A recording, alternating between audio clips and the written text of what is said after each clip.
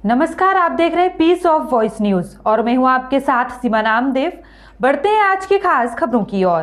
किसानों ने बन रहे टोल प्लाजा का विरोध प्रदर्शन किया और चेतावनी देते हुए कहा कि अगर टोल प्लाजा बंद नहीं किया गया तो बड़ा आंदोलन होगा। बता दें, मिर्जापुर भारतीय किसान यूनियन की जिला इकाई मिर्जापुर द्वारा अहरोरा के बनस्थली महाविद्यालय के पास बन रहे नए टोल प्लाजा के विरोध में किसानों ने सांकेतिक प्रदर्शन किया। किसानों ने कहा कि ये टोल प्लाजा नियम के विरुद्ध बनाया जा रहा है, जबकि मात्र 18 किलोमीटर की दूरी पर फतेहपुर में टोल प्लाजा बना है। फिर क्यों टोल प्लाजा बनाया जा रहा है? आज उसके संबंध में टोल प्लाजा के प्रभारी को पत्रक सौंपकर मांग किया कि जनता के हित में इस टोल प्लाजा को बंद किया जाए, नहीं तो किसान यूनियन के नेतृत्व में बड़ा आंदोलन किया जाएगा।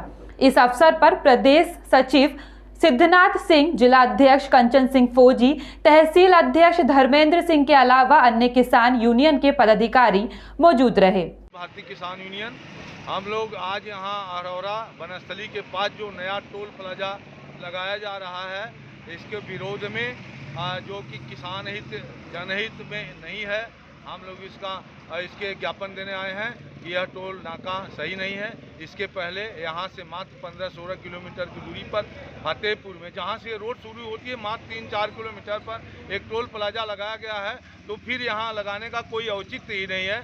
इससे भ्रष्टाचार बढ़ेगा, किसानों, व्यापारियों, यहाँ की जनता का शोषण होगा, जिसको हम लोग बर्दाश्त नहीं करेंगे। यह हम लोग अवगत कराने आए हैं कि Uttar Pradesh state highway authority को अवगत करा दिया जाए, उत्तर प्रदेश सरकार को, कि इस टोल नाका को बंद कर दिया जाए, इसको प्रारंभ न किया जाए। इस संबंध में हम लोग आज ज्ञापन देने आए हैं और इन्होंने कहा कि एक सप्ताह में हम अवगत कराएंगे किस कार्रवाई से। अगर इसको हमारी बात को नहीं सुनी गई तो हम लोग बड़े आंदोलन यहाँ पर करेंगे। किसान नेता है, यहाँ पर टोल प्लाजा पर जो है आपने पत्रक दिया है, क्यों दिया पत्रक, क्या है मांगा? मैं अनिल सिंह, मंडल अध्यक्ष, भारतीय किसान यूनियन इकायत। ये टोल प्लाजा एक तरह से किसानों की हत्या के बराबर है, क्योंकि 18-20 किलोमीटर में दो टोल प्लाजा लगाकर यह गवर्नमेंट बिल्कुल इन किसानों को जो अंतिम बूंद की खून तक चूसने का यह उपाय लगाए हैं।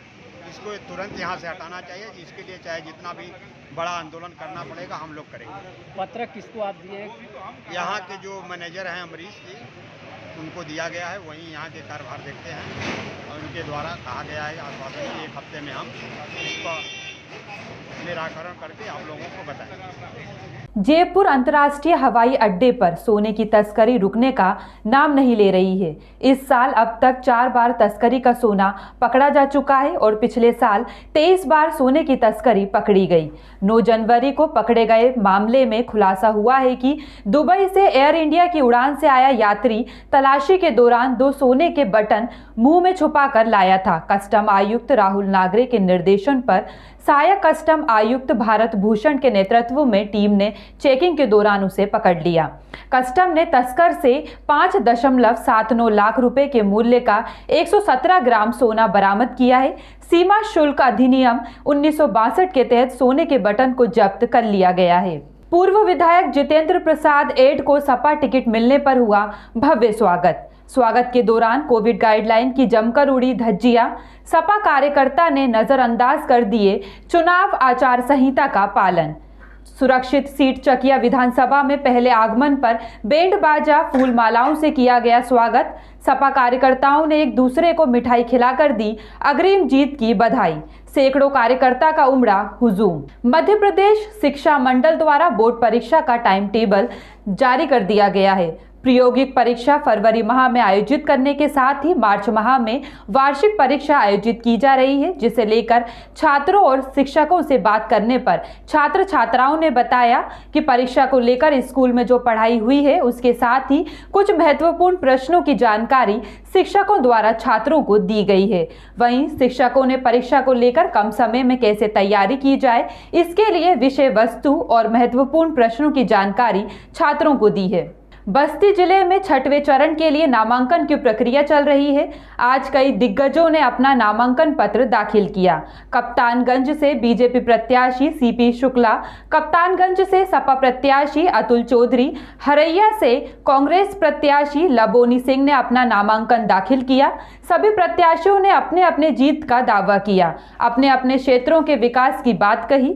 कप्तानगंज के विधायक सीपी शुक्ला ने कहा कि जनता के बीच हमको समर्थन मिल रहा है। हमारी पार्टी ने जो विकास किया है उस पे जनता पुनः बीजेपी की सरकार बनाएगी। तो वहीं सपा के प्रत्याशी अतुल चौधरी ने कहा कि कप्तानगंज में कोई भी विकास नहीं हुआ है, हमें जनता का आशीर्वाद मिल रहा है और हम जनता के विश्वास को टूटने नहीं देंगे। समाजवादी अपना दावा कर रही है और भाजपा अपना दावा कर रही है। सबसे पहले मैं अपने भारतीय जनता पार्टी के शीर्ष नेतृत्व को आभार व्यक्त करूंगा कि उन्होंने हमारे ऊपर विश्वास व्यक्त करते हुए हमको एक बार पुनः कप्तानगंज से चुनाव लड़ने का मौका दिया है। एक ही शब्द कहते हैं, कोई नहीं है टक्कर में, क्यों पड़े हो चक्कर में। 80 में हम हैं और 20 में जितना बांटना हो सब लोग बांट लें। किसी के पास कोई मुद्दा नहीं है, कोई एजेंडा नहीं, सब सैद्धांतिक रूप से बेरोजगार लोग हैं। सिंह जी भी मौजूद हैं और आपके पिताजी की जो छवि थी वो दूसरी थी। अब आप पे जनता किस उम्मीद पे विश्वास करेगी?